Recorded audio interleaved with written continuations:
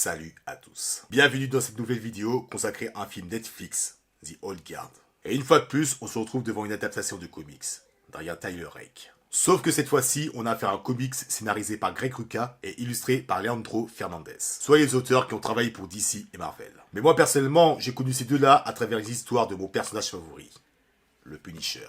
Encore une fois, je n'ai pas encore la chance de mettre la main sur la bande dessinée pour la simple et bonne raison qu'elle n'a jamais été publiée en langue française. Mais si ce film est tiré d'un comics qui a été dessiné par un illustrateur que j'adore tant, à savoir Leandro Fernandez, qui est un de mes préférés avec Marcelo Fuchin et le très regretté Steve Dillon, je me suis dit, ça devrait être du très bon. Et là, j'ai vu le film The Old Guard sur Netflix, et c'était plutôt correct. C'est pas un film de ouf, mais je dirais plutôt dans la moyenne. Le film a été réalisé par une certaine Gina Bythewood ou Beastwood ou quelque chose dans le genre. Bref, une réalisatrice que je connais pas. Il a été scénarisé par Greg Rucka, l'auteur du comic d'origine. Ce qui à mon avis est plutôt beau signe parce que déjà, quoi de mieux qu'un scénariste qui a déjà travaillé sur la bande dessinée en question. Et en plus, avant d'être auteur de comics, il a été écrivain de romans noirs. Bref, tenant compte de tout ça, tu te dis que le film devrait avoir une bonne histoire, et c'est le cas, mais qui a été très bâclé par une mise en scène assez médiocre. Je vais revenir sur ce détail un peu plus tard. Bref, The Old Guard, le film, c'est l'histoire d'un groupe de 5 mercenaires. Mais attention,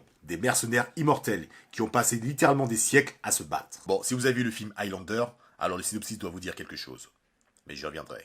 Les immortels ont été engagés pour libérer des otages au Soudan, mais ils se rendent vite compte que c'était un piège. Et ce même piège, tendu par Couplet, interprété par Chiwetel Ejiofor, permet à ce dernier de confirmer le secret des mercenaires, à savoir leur immortalité. Pour commencer, comme je vous l'ai dit, le synopsis du film est proche de celui d'Highlander. Genre dans Highlander, tu suis un gars qui a traversé des siècles, qui se bat à l'épée contre des adversaires, dont le but est de survivre afin d'obtenir un certain prix. C'est-à-dire, dans l'univers d'Highlander, ils sont des milliers d'immortels sur Terre, et la seule façon de les tuer, c'est de les décapiter afin de récupérer sa puissance, et donc de devenir l'unique immortel restant. Pour un prix que je vais pas vous spoiler ici. De toute façon, j'en ferai une vidéo très bientôt. Ensuite, un autre rapport que les deux films ont en commun, c'est les scènes de flashback. Par exemple, le flashback du personnage principal, à savoir Andy, interprété par Charlize Theron, qui est vieille de plusieurs siècles. Autant, c'était plutôt pas mal dans l'ensemble, mais je sais pas, je trouve qu'encore une fois, Highlander, c'était beaucoup mieux fait à ce niveau-là. Et tout à l'heure, je vous ai parlé du prix de Highlander, mais ici, dans ce film, The Old Guard, ce sont juste des immortels. Et ces mercenaires sont les seuls immortels de cet univers. Et dès qu'un nouvel immortel se manifeste, à savoir le personnage de Nile, eh bien,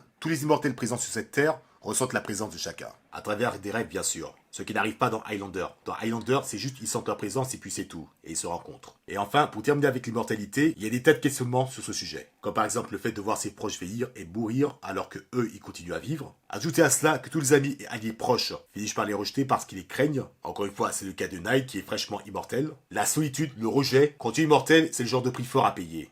Alors que de base, tu n'as rien demandé. Donc voilà, je pense qu'on a suffisamment vu le questionnement de l'immortalité, on a suffisamment comparé The Old Guard et Highlander, mais le film en lui-même, ça donne quoi? Alors dans un premier temps, on va passer rapidement au casting.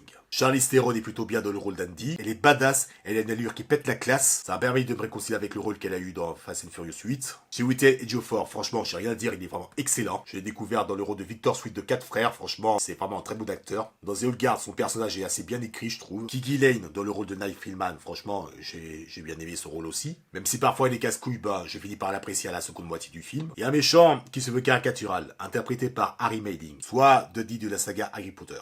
Ce que j'ai détesté avec son personnage, c'est qu'il fait un peu trop clown de service, on va dire. Pour vous résumer mon ressenti envers ce personnage, je dirais que c'est le Lex Luthor de Jesse Eisenberg en low cost, quoi. Et puis, c'est quoi le délire? Genre, le plus jeune des PDG qui porte ce vêtement? Je vous jure qu'à chaque fois que je le vois, par ce moment, je n'ai pris au sérieux. Et ben, en dehors de ça, l'histoire est plutôt assez classique. Le questionnement de l'immortalité a été plutôt bien mené. Et les scènes d'action, notamment les combats, sont plutôt correctes sans être extraordinaires. Mais moi, ce qui m'a plus énervé sur cet aspect, c'est que ces mêmes combats sont illisibles la plupart du temps. Surtout lors de la première bataille du film. Genre, ils se battent dans la pénombre, et on voit à peine des mouvements. Et en plus, ces mêmes scènes manquent cruellement d'impact et de violence. Et c'est vraiment décevant sur ce point-là. Surtout pour une adaptation de Greg Rucka en personne. Enfin, scénarisé plus exactement. Franchement, ça me fait chier parce que de la part des mêmes auteurs qui ont réalisé le Punisher, enfin, ils n'ont pas travaillé sur les mêmes histoires du Punisher, mais pour des auteurs d'une œuvre dont la violence est super crue, mais surtout ultra jouissif, là, je n'ai rien trouvé de tout ça dans ce film. Après bon, peut-être que la bande dessinée d'origine de The Old Guard ne soit pas aussi violent que The Punisher Max, soit la série de comics The Punisher la plus adulte que j'ai jamais connue. Bref, c'était vraiment frustrant de ce point-là. Le seul combat que j'ai le plus apprécié et qui est mieux chorégraphié que tout le reste, c'est le combat dans l'avion entre Andy et Nile. C'est plutôt bien chorégraphié,